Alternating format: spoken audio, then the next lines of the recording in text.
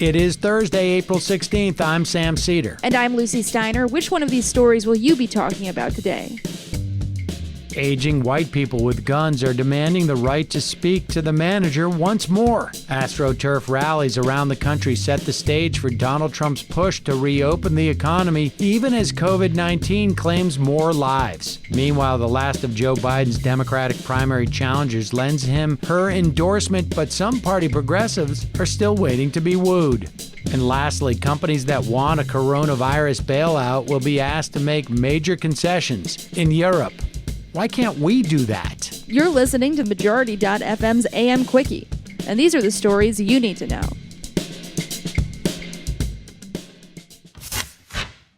Donald Trump said a few weeks ago that virus or no virus, he wanted the country to be back to business as usual by Easter. Well, that day has come and gone. With lockdowns still in many places in many states, Americans were treated to the spectacle of a coordinated Tea Party-style protests around the country yesterday. Crowds of mostly white, middle-aged supporters of Donald Trump showed up to state capitals in Michigan and Ohio, some with guns and Confederate flags, of course, to demand restrictions on retail businesses be lifted.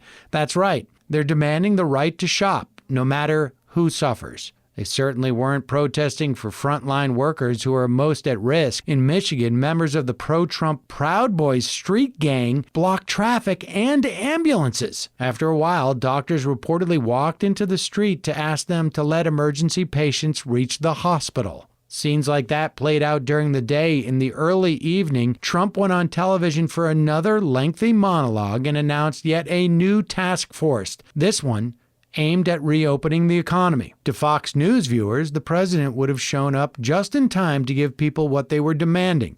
How about that? Among the members of this new group, which seems to be dedicated to be putting more lives at risk, is the chairman of Carnival Cruise Lines, an offshore corporation that's based, for tax purposes, in Liberia. More pro-Trump, pro-coronavirus rallies are being planned in other states. There should be no question, any question, that as policy, this is insane. The pork processing plant in South Dakota we told you about last week that kept its workers on the job even as the virus spread has emerged as a new national hotspot for deadly coronavirus cases. Trump wants this everywhere?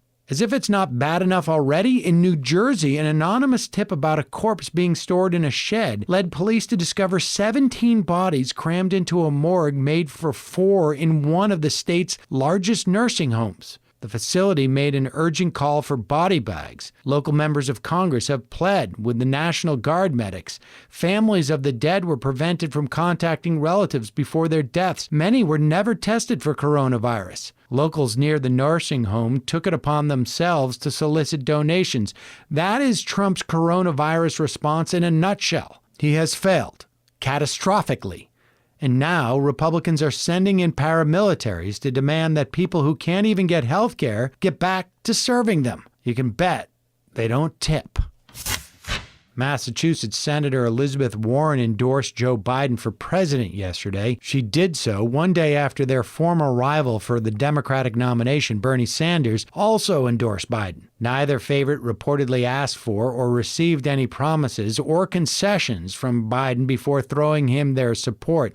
However, other progressive Democrats aren't yet ready to lend their credibility to the establishment favorite, at least not without something they can take home to show constituents. Representative Alexandria Ocasio-Cortez of the Bronx said, when asked about whether she'd be endorsing Biden, quote, "We'll see," end quote. These decisions always get people talking, although it's unclear how much weight any of these endorsements will carry with general election voters in November. And for Democratic voters in the majority of states that have yet to hold primaries, the nomination process is already effectively over, with all former Democratic contenders now publicly asking their supporters to get behind Biden. If it wasn't already clear, there are not going to be a lot of normal elections this year. In Texas, A state district judge ruled in favor of the American Civil Liberties Union and others who argued that everyone affected by the coronavirus is entitled to vote by mail. But the state's Republican Attorney General Ken Paxton interpreted the ruling a little differently. Incidentally, Paxton was criminally indicted for fraud in 2015 but has yet to face trial. Yesterday, he said groups that encourage people to apply for mail-in ballots because they don't want to contract COVID-19 could face, quote, criminal sanction. I gotta know, would that include the judge? Majority.fm's AM Quickie is fueled by JustCoffee.coop. Just Coffee is a worker-owned coffee roaster based in Madison, Wisconsin that has sponsored the Majority Report for nearly a decade. Check out their collection of fair trade roasts, including our own Majority Report blend. And regardless of what you order, receive 10% off your order when you use the code MAJORITY at checkout. And all shipping is free. That's coupon code MAJORITY at JustCoffee.coop.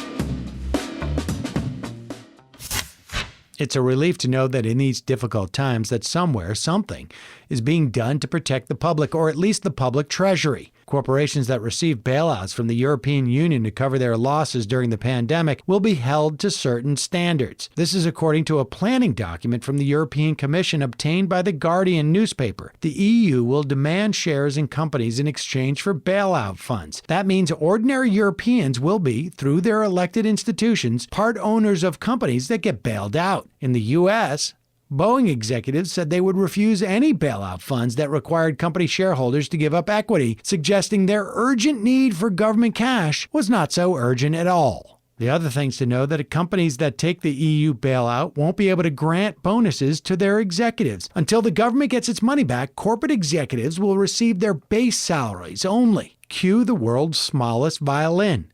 And further, companies that get bailout funds in Europe will be prohibited from aggressively acquiring other companies, so they can't use emergency funds handed out by the government to put smaller competitors out of business. Can you imagine all this?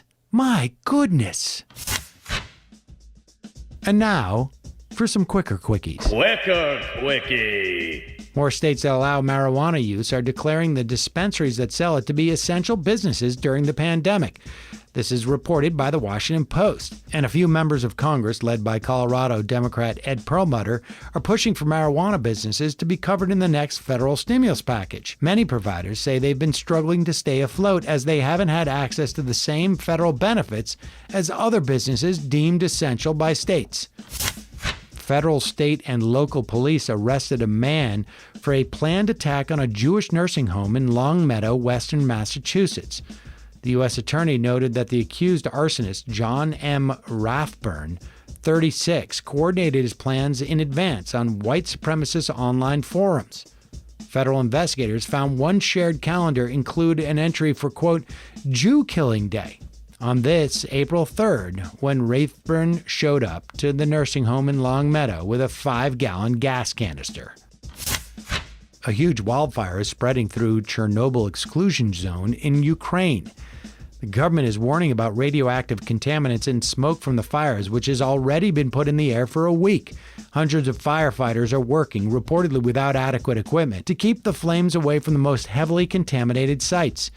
The nuclear meltdown in Chernobyl happened in 1986, but it just keeps on giving.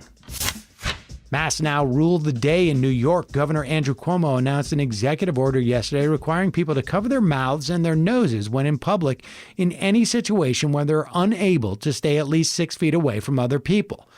Masks are advised, but bandanas, scarves, and the like will do. Violators could face fines, but that isn't settled yet. Other states and countries are taking similar measures to slow the spread of the disease. Quicker quickie.